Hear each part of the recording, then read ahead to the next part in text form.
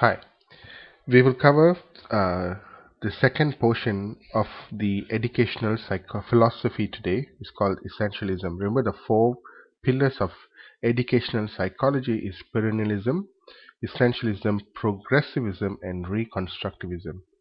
So the first thing we are required to do here is to ask ourselves, what is essentialism? Essentialism comes from the word essential, which means things or basic, which is the main thing or basic, right? As an educational philosophy, it advocates uh, instilling in students with the essentials or basics of academic knowledge and character development.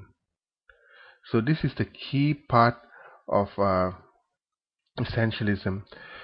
When it was first introduced in educational philosophy, particularly in America, it was criticized as being too rigid. But in 1957, after Russia launched its Sputnik, America felt the sudden siege.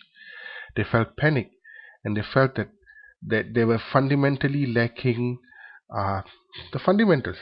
So there was a great move in the 50s and 60s to bring back the essentialist movement to orchestrate the syllabus.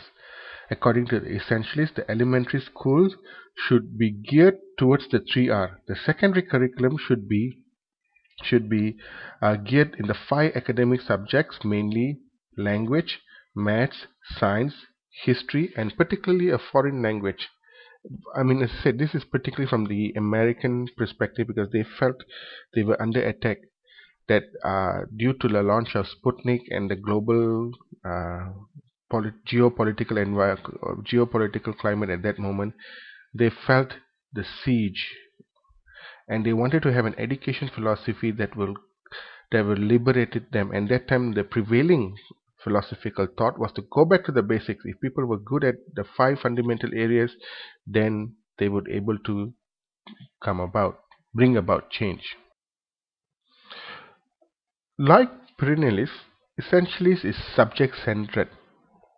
However, essentialists is not rooted in the past. The essentialists was grounded in the conservative philosophy that argues that schools should not try to radicalize reshape society. Rather, they should transmit traditional moral values and intellectual knowledge that the student needs to become a model citizen. So once again, they were very subject centric, like the previous model. The only thing is, the previous model emphasizes on classics, and this wasn't. They had fundamental knowledge that you need to cover. They also talked about the importance of science, and okay, unlike previous one, this is a new thing. Science is given prominence. Understanding of science and understanding the world through scientific experimentation. To convey the important knowledge about the world, essential educators emphasize instruction in natural science rather than non-scientific disciplines such as philosophy or comparative religion. So there is a major shift when essentialism compared to perennialism when in this area where they have shifted the prominence from philosophy to science. Okay, let's talk about the essentialist curriculum. Basically, what do the essentialist philosophers bring to the table? The first of which is the basis, the basics, the basis of the essential curriculum are mathematical, natural science, history, foreign language, and literature. Essentialists disapprove of vocational, life adjustment, or other courses with watered down academic content.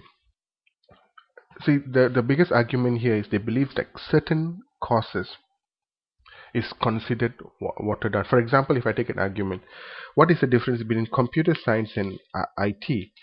Well, currently, for many of you all, it may not make any difference because over the years, the two fields have become almost, they have met in the middle. But when I was young, it was drastically different. Computer science was rooted on the heavy sciences. It was all about programming. It was all about maths and science and logarithm and things like that. Whereas IT was introduced as as a user end just need to know the necessary knowledge to survive.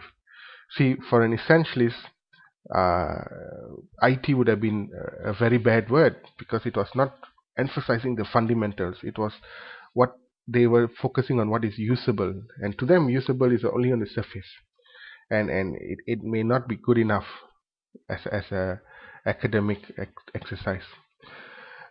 Elementary students receive instruction in skills such as writing, reading, and measurement. Even while learning art and music, subjects most often associated with development of creativity, students are required to master a body of information and basic techniques, gradually moving from less to more complex skills and detailed knowledge. Only when mastering the required material for their grade level, students are promoted to the next level. See, once again, if I was to teach art under the essentialist philosophy, I wouldn't emphasize, oh, look how great this painting is, and see how it means and make me feel. We wouldn't cover from that perspective. We would say, look what it meant, the techniques used. Look at the perception of the artist, the historical deadline, the political theme that was prevalent during the time of the art was created. It will be taught from the fundamental theoretical perspective. The next essential